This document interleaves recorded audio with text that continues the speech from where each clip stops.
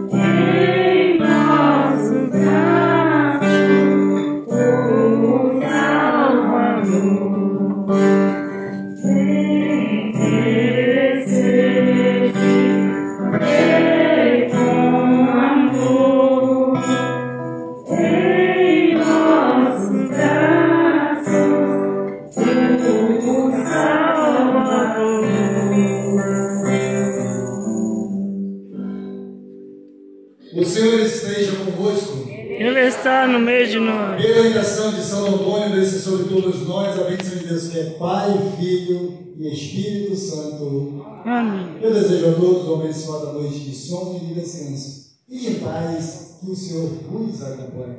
Graças a Deus.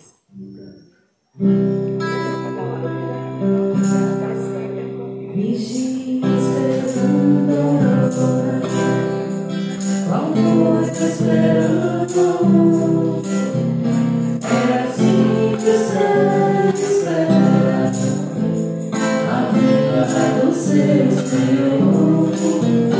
É assim que o céu espera a vinda do seu